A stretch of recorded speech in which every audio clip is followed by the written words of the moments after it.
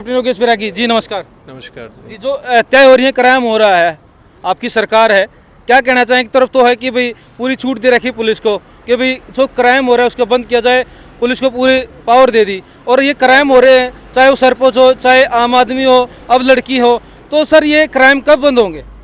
Crime जो अगर आप देखते भी है आपस की रंजिश की वजह से इसको क्राइम की दृष्टि में अगर जो एक होता है कि जो रंजिश है आपस का जो एक दूसरे साथ में लगाव है, एक तो ये क्राइम की दृष्टि होगी। दूसरी होगी जो गैंगस्टर वाला जो ग्रुप होता है, एक वो क्राइम होगा। तो जो गैंगस्टर वाला ग्रुप है वो तो बंद पड़ा हुआ है, लेकिन जो दूसरी तरफ से जो क्राइम बढ़ रहा है उस पर जो है कि कहीं ना कहीं सरकार अपनी तरफ से ठोस कदम भी उठा रही है। और आज जो ये 11 तारीख को जो अप्रिय जो घटना हुई है लोहारू को लेकर के, हम सभी इकट्ठे होकर के बहन के इंसाफ के लिए वहाँ जा रहे हैं।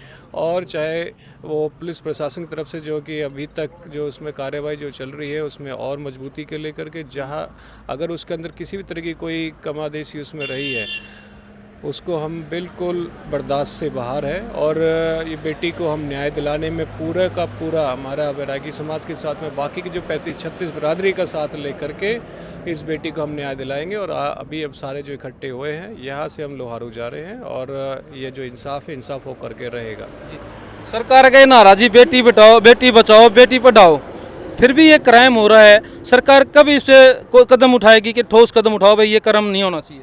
मैं ये कहता हूँ कि जो ये चीज़ें अप्रिय जो घटना हो रही है सारी चीज़ों की जानकारी भी माननीय मुख्यमंत्री जी के जानकारी में जा चुकी है।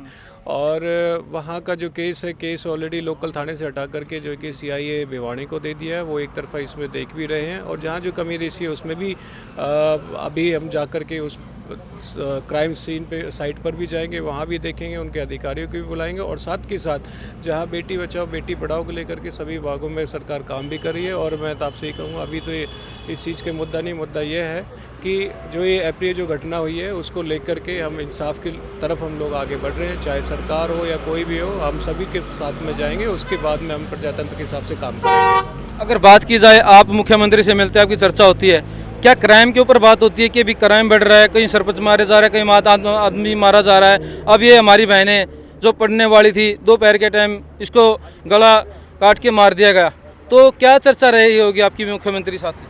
इस चीज़ को लेकर के हमारे प्रदेश अध्यक्ष जी शिव कुमार जी ने उनसे बात भी करी है और उन्हें पूरी तरह से आश्वासन दिया है कि इस पर जो है कि किसी भी तरीके से जो जिन्होंने क्राइम कमिट करा है उसको लेकर के 1% कोई कंप्रोमाइज़ नहीं होगा। और इसी चीज़ को लेकर के हम मजबूती को लेकर के अभी वहाँ जा रहे हैं। और उसके बाद में एक बार साइट देखने के बाद में, घर परिवार वालों से मिलने के बाद में, जो भी जिस तरीके की कठोर कदम उठाने की जरूरत पड़ेगी समाज के साथ में मिलकर कठोर कदम उठाएंगे।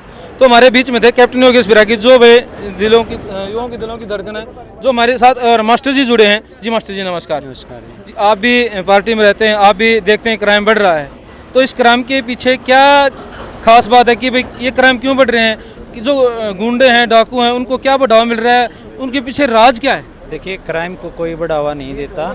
ये कुछ लोग जिनकी मानसिकता खराब होती है वो अपने आप पैदा होते हैं और उनको ये नहीं पता होता कि आप क्राइम करते हो इसका अंजाम क्या होगा।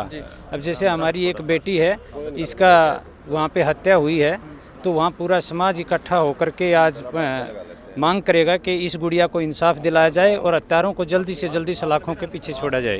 धन्यवाद। हमारे साथ मास्टर जी थे, यही चारों ओर यही कि इंसाफ मिलना चाहिए, लड़की को कैसे भी मिले पूरा इंसाफ मिलना चाहिए। जब तक जय जवान जय किसान, तो फिर मिलते आगे आपको। धन्यवाद।